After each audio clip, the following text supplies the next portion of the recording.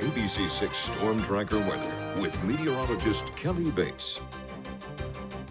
Man, what an awesome weekend to do anything like that. Beach, festival, doesn't matter. Mother Nature fully cooperative. And here's how our day stacked up. We started 5 degrees cooler than average this morning downtown. We were much cooler in areas that outlie the city. The blacktop sort of helped hold on to a lot of that heat. And that's why we started 60. But yeah, many of us began in the 50s actually.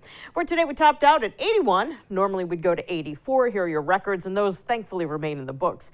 Our record high 100's been in the books for some time now, since 1993.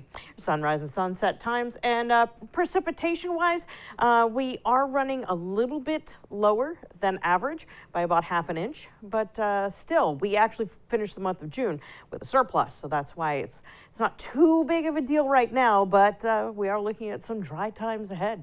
In Providence, looking at the footbridge, it's just beautiful out here. Temperatures as we go into the evening running in the 60s, and of course we're on our way down. We're finding some cooler temperatures in the lower 60s north of the city and also to the south, but again in areas where we have a good deal of blacktop that held on to all that radiation from the sun. We're still at 65 in Providence, 64 right now for Newport.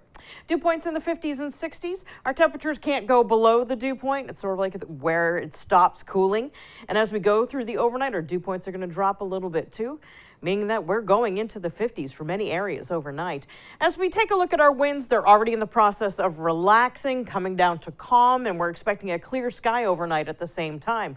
So the clear sky at night and the calm winds are going to combine to do this thing called radiational cooling. We did it last night. We're going to do it again tonight, where all that radiation that we got from the sun through the course of the day goes right back out into space. So temperatures drop quickly, and they can go pretty far when this happens. High pressure is in charge. It's the big void that you see here. And this area of high pressure will continue to dominate our weather as we go to tomorrow as well. But as you look way back here in the wings, we've got a cold front. And that cold front right in front of the front is going to usher in a big push of heat and humidity that should be here for Tuesday and Wednesday. In the meantime, enjoy your Monday if you've got it off. Mother Nature's delivering us a sequel to the weekend's gorgeous weather trend. It's not until we get to Tuesday where we really start to worry about stuff because, again, the approach of that front. Now, normally fronts aren't a big deal, and before I get to the front, I wanted to show you your beach forecast because planning is, important. We're looking at surf that will be at 3 to 4 feet for your Monday.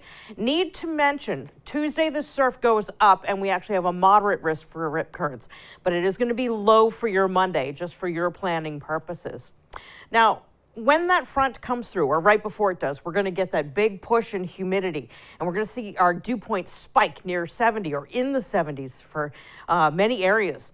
What that means is it's going to become very soupy out there. And into that soup and temperatures in the 80s, we're going to bring the energy from this approaching cold front. And that means we could fire off a chance of showers or thunderstorms. And in fact, we have the potential of severe weather in here too. Possibility for thunderstorms as we go to Tuesday night.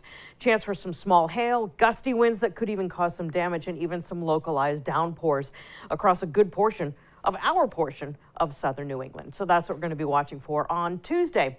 Otherwise, the week is looking okay, and frankly, Wednesday's looking interesting because we have the potential of making a run at 90 degrees. Once we make it to 90, or should we make it to 90, excuse me, it will be the first time we've seen 90 since last August. So it could happen this week. Our models are actually going for a high of 91, but I thought that was being a little too optimistic. So. I love it when our weather friends say, oh, that'll be an interesting day. Yeah,